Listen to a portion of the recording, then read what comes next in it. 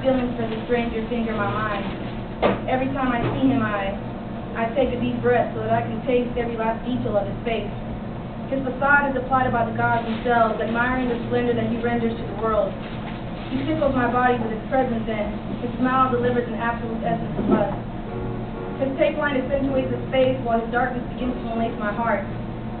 He persuades my mentality to be intrigued by his personality, leaving me with a craving to solicit his exquisite physique. I am lost in his eyes, as white as lofty snow. My secret desire for him echoes through the visions in my soul, so I lick my lips, pretending they are his. I am the sun and he is the moon, creating an eclipse for my emotions. His voice devours any notions of desire. His words free my thoughts and inspire me to write about him. He is a sweet melody I sing that rings compositions of abstract hieroglyphics that I recite when his eyes invite me in. He leaves me no choice but to rejoice in the rich quality of his mellow, smooth voice. This stranger is an addiction causing a confliction in my emotional realm, creating an experience of bliss within me that I have never felt. He plagiarizes heavenly concepts of angels comforting my sleep. He walks on clouds that reap of forbidden fruit, whose absolute flavor deepens the root of my fixation and structures my admiration for him that much more.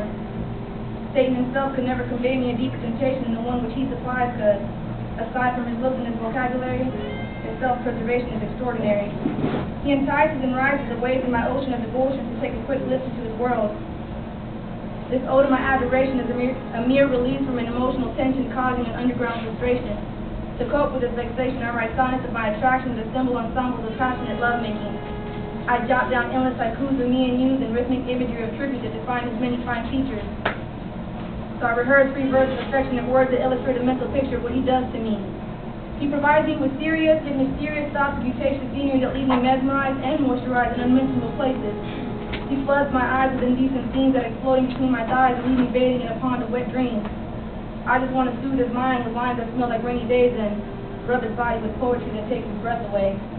And I want to pace his face near my waist so that he can taste the passion of my knowledge. Similes welcome his grace like a warm embrace and melt his impurities away and leave him indulging in perfection, stimulating an erection of metaphors that linger in my body for hours. His intellect injects texts of pure transcendent rhymes that find their way into my mind and keep my compassion confined to this lonely abyss.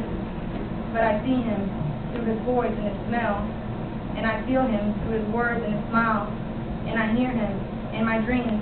And as extreme as this fairy tale may seem, I'm just a simple peasant bowing down to a king. So here I am contemplating on his intricate beauty, wondering if he's noticed these expressions of my affinity, perplexed by the idea that someday he'll discover who he is, and he'll no longer be my stranger. He'll no longer be that clandestine guest that entangles my mind with sublime images and clouds my judgment with chocolate streams of inappropriate daydreams that seem almost real. All I want to do is keep this vivid fantasy a fake reality, so that I may escape into an oasis of illusion, sheltering my infatuation through seclusion, forcing me to come to this conclusion that he can never know.